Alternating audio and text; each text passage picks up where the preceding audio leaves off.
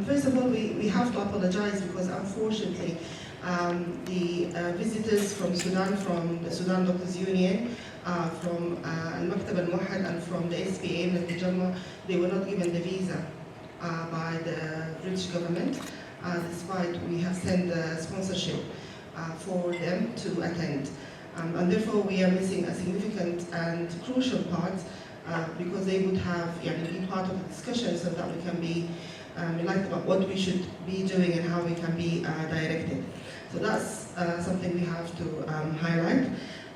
Obviously, what we felt as Sudan Doctors Union, that in the last decade and more, the last 30 years, the SDU has been always fighting for a political change, because without political change we cannot achieve social injustice. And as I said, it's a human right to have access and to have universal health coverage. And that was not the case, as we know, in the past era. The campaigns that have taken place, whether it was for cholera or dengue, or whether it was for chikungunya, they have connected people together, not only doctors, but doctors and other professionals, teachers, pharmacists, scientists. And that was like a network that helped people later during the revolution to work together, because there was obviously a significant austerity measures and a lot of issues in relation to the national intelligence services and the security and the safety.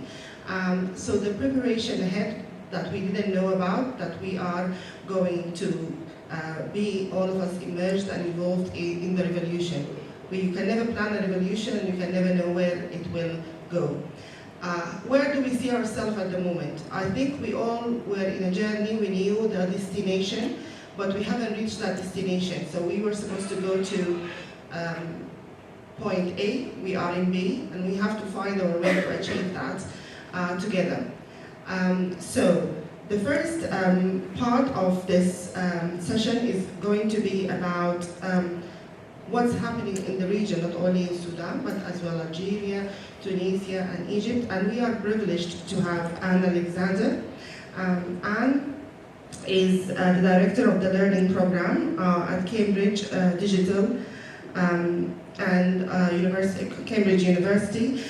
She is representing the university and college unions, and as well she is member of the Middle East Solidarity Network.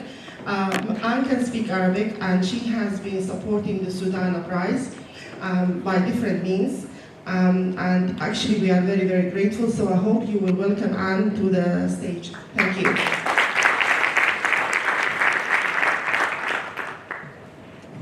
Thank you very much, and thank you very much to Sarah for inviting me to speak today. And it's a very great privilege to come and join you in your meeting. As Sarah mentioned, I'm an academic and a researcher at the University of Cambridge, but I'm actually speaking here as a trade unionist and an activist. I co-edit a magazine called Middle East Solidarity, which we have a stall outside, and I hope people will get copies and see some of the coverage. We have an interview with Sarah in one of the previous issues, and we've worked a lot with Sudanese activists who contributed to the magazine over the last few months. And we're a network of trade unionists and activists who focus our work on building solidarity with people in the Middle East who are struggling for social justice and for democracy. And so the uprising that has been taking place in Sudan has been an enormous inspiration over the last 6 months. And of course it's actually part of a much bigger picture where we've seen people on the streets of Beirut in the last few weeks, in Iraq at the moment. There's also an ongoing uprising in Algeria. People may have seen huge protests in Algeria just yesterday, continuing to demand a civil, not a military state, very similar demands to those that have been raised in the course of the Sudanese uprising.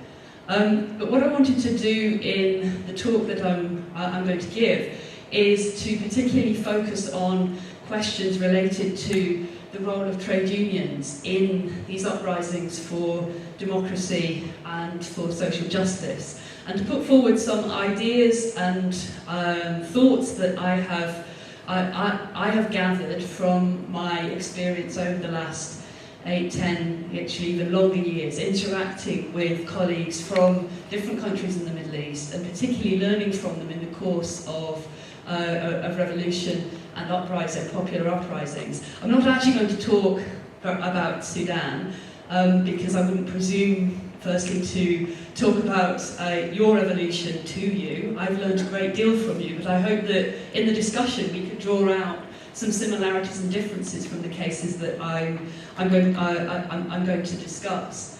And so what I wanted to start with really is just to give you a bit of a flavour of some of the very many ways in which organised workers in a number of different sectors have been playing a role in uprisings and mass movements around the Middle East in particular over the last few years. So if you can see here, these are actually teachers in Algeria who were mobilising. This is a mass march that teachers organised in defence of their jobs, conditions and of public education. This is a mass meeting from earlier this year, again in Algeria, of steel workers in the midst of the uprising against President Bouteflika in March. And this is in Algeria just a few weeks ago. These are university workers and students marching together with the similar demands. If we move on though to, this is another one from Algeria again, electrical engineering workers out on strike just a few weeks ago. But if we move across across North Africa to Morocco, these are public sector workers marching over pensions. These are teachers. The banner says, "Stop starving teachers to feed the World Bank." There has been a huge uprising by teachers on casual contracts in Morocco. And here are some of your colleagues, doctors from Morocco, who, again, junior doctors have been at the forefront of many of the struggles in the last few years. And if we go to Egypt, where there's a longer history of mobilisation and protest by workers, this is actually from the probably around 10 years ago in Mahal al-Kubra, spinning and weaving workers taking strike action. And back in 2007, low-paid civil servants from the Tax Collectors Union, who helped to found the first independent union in Egypt for 50 years, protesting on May Day in 2011. But actually, even since the coming to power of Abdel Fattah Sisi and the current military regime, we've seen continuation of protests by workers. I don't know if you can see that one very well, but these are women who work in a biscuit factory, taking part in a sit-in. So, what is it that brings together all of these different kinds of mobilisations, and what kind of role can particularly independent unions, trade unionists, play in the struggle for democracy and social justice? I would say that actually the role that workers organised through trade unions, or professionals organised through trade unions can play is very considerable. That it raises questions when workers organised in that way raise questions about what sort of state, what is the character of the state they live under. They can have a much bigger impact often than similar numbers of people mobilised outside of their workplaces or outside of their professional capacities. And also I think there is a very important thread that often runs through many of these mobilisations, where particularly public sector workers are involved, of defending the idea of the public, the idea of the public good, the idea of public education, of the health service, from the onslaught that we've seen of neoliberalism and the marketisation, which takes different forms in different countries. Here in the UK, actually, we have seen that taking place in terms of attacks on the NHS, in terms of the deterioration of public services. Of course, in the Middle East, in Africa, around the global south, actually the sharp end of the assault on public education, health and other services is much more acute, where services are are suffering much more deeply because of the cuts in funding, marketisation, cost recovery mechanisms imposed by institutions like the World Bank and the IMF as a condition of funding and driver of privatisation.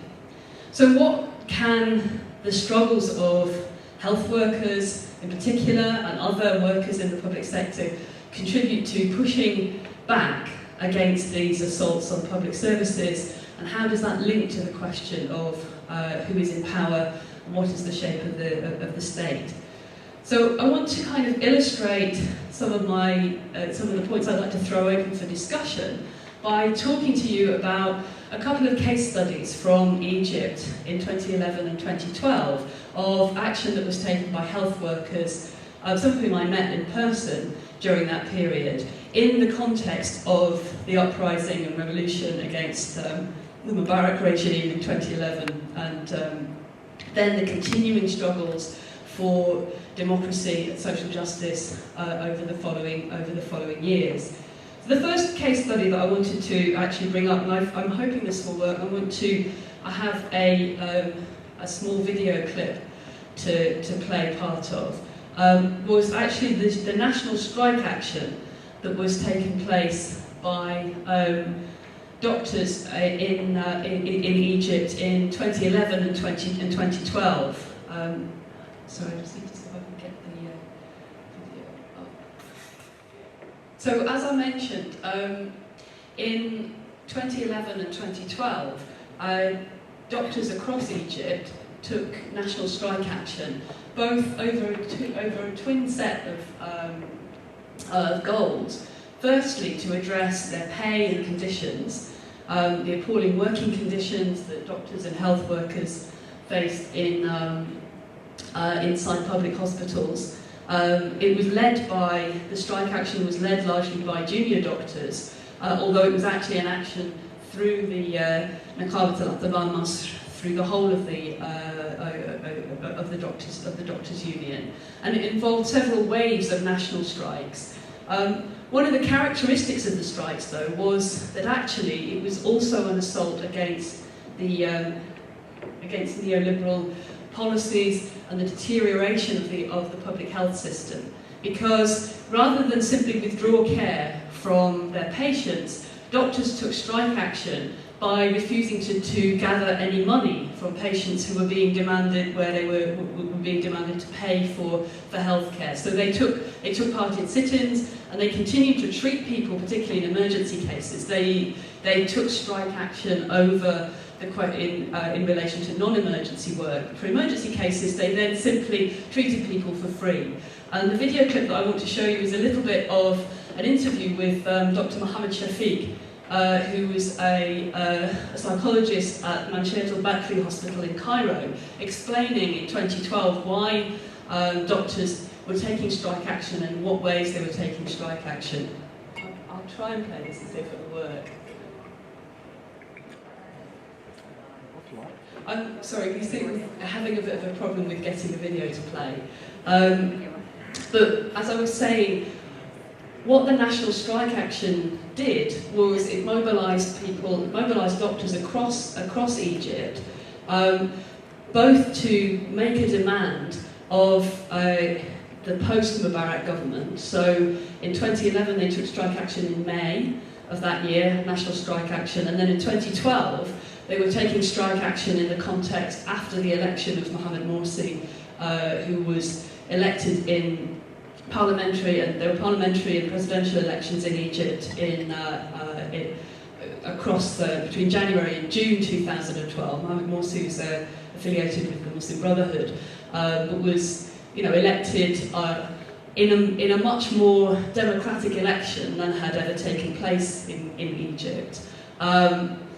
Nevertheless, he was in power at a time when there were a huge number of contradictory pressures on the people who were trying to run the health system, the ministries and so on. On the one hand, there was pressure from below in terms of people continuing to mobilise and organise for social justice and to deepen the revolution. On the other hand, people like Mohammed Morsi and the Muslim Brotherhood were attempting to accommodate and work with the old regime and to keep them happy on the other side. So they were prepared to work inside the system, trying to change it from within in a very limited way. They also actually bought into and supported much of the neoliberal agenda of economic reforms and so on. So therefore, the doctors, when they went on strike, were challenging that logic of saying that there wasn't enough money to go around to have a health system that could meet the needs of every Egyptian. On the other hand, I wanted to also talk a bit about not just the national strike action that had brought out tens of thousands of doctors around those two demands, but also another case study from the same hospital, Manchet al-Bakri Hospital in northern Cairo, which was in a way a little bit of a deeper experiment in revolutionary transformation inside a hospital, but at a kind of micro level. So there was one of the key drivers for this was in fact an independent union, which was set up as a hospital-based union rather than one divided between doctors, one union for doctors, for nurses, for administrators, for manual staff, and so on, for other professional grades within the hospital. They actually founded, in the very early days of the revolution in 2011, a cross-sector and cross-profession union for the entirety of the hospital staff, which was had a democratically led union with a kind of hospital-wide council that had representatives from different grades, including doctors. Mohammed Shafiq, who I mentioned as one of the leading activists in the national doctors' strike, was one of the founders of this union, but he was also working alongside colleagues who were administrators, who were nurses, and so on. I did interviews with some of the different grades of hospital workers, different professions within the hospital in May 2011. And what they told me was how this very radical experiment in democracy, which had expanded the horizon of what democracy meant, to, for example, electing the director of the hospital. The old director was a crony of the old regime, and he was literally thrown out of the building, I think. And the hospital workers took it over and began to run it themselves. His replacement was actually elected to the post in an election of the hospital staff, the election took place under the supervision of the Independent Bus Workers Union, which had been set up a few days before.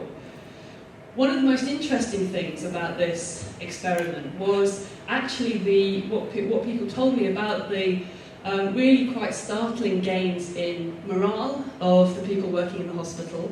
Nurses in particular told me that they actually felt very differently about their job when they had some kind of say and autonomy was granted to them through this democratic process, which meant that they actually cared much more about the outcomes of what they were doing. And many of the doctors also confirmed to me when I spoke to them, they felt that the standards of patient care and nursing care in particular had improved, largely because people were drawing on their own creativity and their professional resourcefulness, because they felt they had something at stake in the workplace, rather than simply having to take orders, having very little scope for intervention and shaping what happened in the workplace. Of course, this was a relatively small-scale experiment. There were a number of other hospitals where hospital unions were founded, and for a while at least, several months, there was quite radical democratic experiments going on in many workplaces in Egypt, where independent unions were really in the driving seat in shaping what happened in the workplace. But in the end, these experiments didn't join up into a bigger challenge, and actually also in the end, the national doctors' strikes found themselves reaching a brick wall in terms of their ability to bring concessions and positive changes to the health service in Egypt. And I want to just take a final few moments really to reflect on what I would argue were some of the reasons for that, or the likely reasons for that. And maybe then that could open up towards the discussion of the challenges that you may be facing, you're likely to be facing in the Sudanese context. So, as I mentioned, I would argue that the role of trade unions and workers organised and professionals organised in the workplace, their mobilisation as part of bigger mobilisations and uprisings for social change has an effect can have a dramatic effect in two directions. Firstly, there is the question of how they take on, if you like, the whole logic of neoliberalism and the market, and actually try and push back towards a situation where there is funding going into public services, there is social justice, there's redistribution of wealth. But on the other hand, that is actually a challenge, a very serious challenge to the people who are in charge of the states at the time. And in the case of Egypt, this was, of course, an authoritarian regime with a military core. That the military in Egypt, just as in Sudan, has been at the heart of the state apparatus and the governing apparatus for decades, and is not just confined to its supposed kind of traditional role of carrying out the role of defence of the nation, etc., but actually was interwoven into every part of the bureaucracy. So, for example, at the level of local government, in the ministries, in the cabinet, and so on and so forth, full of generals and members of the security forces.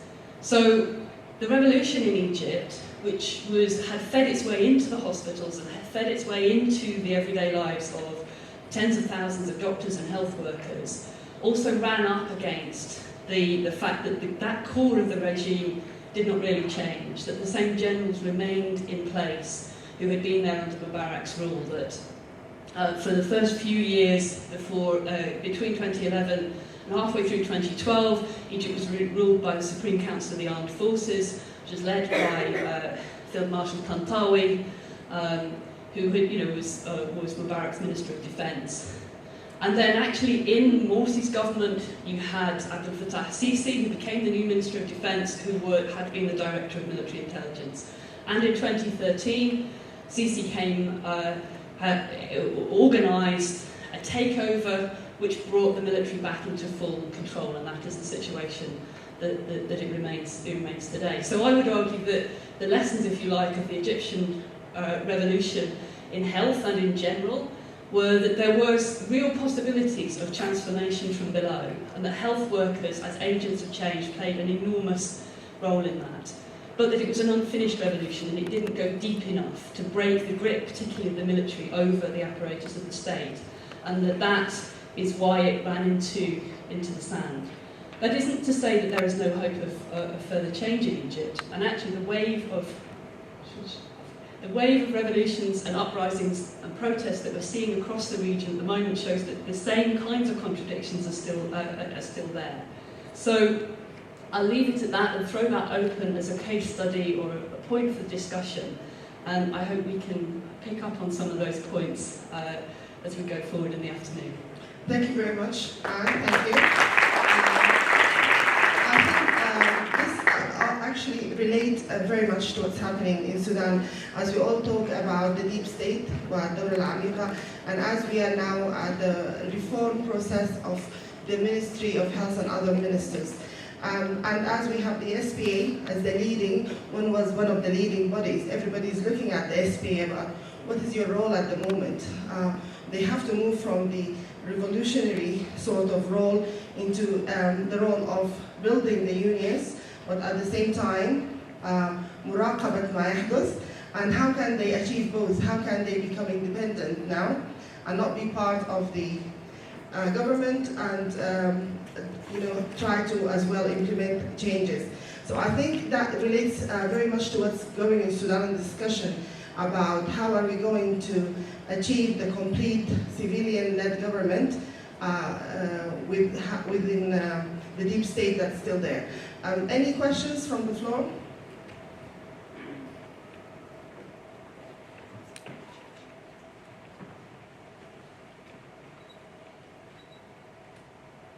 Thank you very much for coming.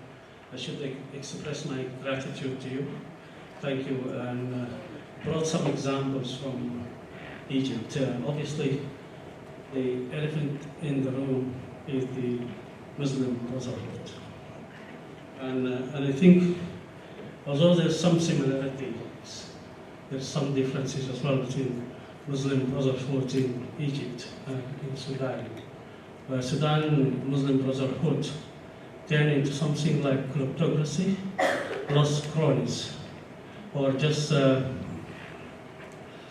eating out whatever left of the country. I think we are in a deep trouble, although we thought we are done some revolution. I think this is now turned into evolution rather than revolution. I just want you to kind of enlarge in the differences and similarities between. Sorry, I think it's a bit of a difficult question to me as well, between the two kind of geopolitics around us in Sudan, with regard to Muslim Brotherhood and Islamic kind of parties. Thank you. Yeah, thank you. That's a very important question, which actually could do with an entire session to discuss properly. But I would say briefly that the point you just mentioned about the relationship between the Muslim Brotherhood and the state in Sudan and the Muslim Brotherhood and the state in Egypt is the key difference. That the Muslim Brotherhood in Egypt only very briefly had held office and was never really in state power, whereas in Sudan, obviously, was embedded into the ruling, was part of the ruling party and part of the apparatus of the state. That didn't happen in Egypt. The brief period that Morsi was in power was in circumstances where, although from the top, the Muslim Brotherhood was able to insert people into the top of ministries and so on, actually the deep state was still there and came back with a vengeance and massacred thousands of people who were supporting the Muslim Brotherhood and threw tens of thousands of them into jail. And so therefore the character of the role that the Muslim Brotherhood's supporters played in the revolution in Egypt is different to in Sudan. In Egypt, many supporters of the Muslim Brotherhood were involved with going onto the streets, and in the case of the Doctors' Union, there was a sometimes quite tense but sometimes fraternal relationship between doctor activists who looked to the Muslim Brotherhood and doctors who were part of other networks, who were part of the left or liberal networks, who sometimes worked together, particularly the lower levels of the Muslim Brotherhood, not necessarily the leadership, but younger activists, some of whom then left the Muslim Brotherhood because they were angry with the leadership for compromising too much and wanting to negotiate and reform with the regime too much. So, it was quite a complicated picture. But overall, it was actually doctors generally who were on the left of the union who were pushing for the strikes, and they brought with them some layers of doctors who were the rank and file of the Muslim Brotherhood. The leadership of the Muslim Brotherhood tended to oppose the strikes or not really support them very concretely. So it was actually something where the revolution pushed an opening towards more organising within the Doctors' Union from the left and from activists who saw strike action as the way forward. I think those who are following the recent development in Durban Teaching Hospital as well, and as you said, the practicing democracy after a long time, after 30 years of dictatorship, definitely people felt like they are more empowered, but there are challenges, obviously, to start to learn or relearn the democracy and accept the results of the democracy. Any other comment from the floor? Anne? Anybody who wants to make any comment? Yep. Hi, Anne. Thanks for your enlightening lecture. My question is really about any tips you have, and I hope it's not an unfair question to be asking you. What are your tips for us as we've just finished or transitioned from this stage of the revolution? So what are our key priorities that we need to look forward to in the short to medium term, from your experience? Thanks. I mean, I would hesitate to give anyone tips from, given that I'm actually relaying other people's experiences, but from, I think one of the major things that I would say is that, as the colleague at the front was just saying, you thought you made a revolution, and actually it turns out you're only at the very beginning of a revolutionary process. That was certainly something that people found in Egypt, that they thought that it's, I mean, you know, people talk about التنحي مبارك, ولكن التنحي بس البداية من الثورة. And that's one of the key things to understand, that the revolution is a very long and deep process, and it has to go forward or it goes backwards. It's like unless there is progress and deepening, unless you manage to break down the structures of the deep state and the shallow state and make progress towards real gains in terms of democracy and social justice, then there is a danger it will go back. And there's also the other thing is that actually I don't think that these changes can come from simply inside institutions as they exist. It has to be also taking place on the streets and in the workplaces. And the point that Sarah made about the independent organisation of workers and of professionals in their workplaces, that they can't be identified with the government, even if it's a new government that has more democratic legitimacy than the old one. They actually have to organise for their members and for the interests of wider society. That was kind of the point about the doctors' strike in Egypt, that they were organising on behalf of the right of ordinary Egyptians to have a healthcare system that met their needs. And they were taking strike action in order to achieve that. And that strike action is an enormously powerful weapon to use. And it will push forward the agenda for reforms, I would argue. Thank you very much. I think we have to park it here and move to the second speaker. Thank you very much, Anne, for your contribution. Just a reminder that the Middle East Solidarity Network have got a stand outside, so please take some time to go there, and they have very nice articles about the region.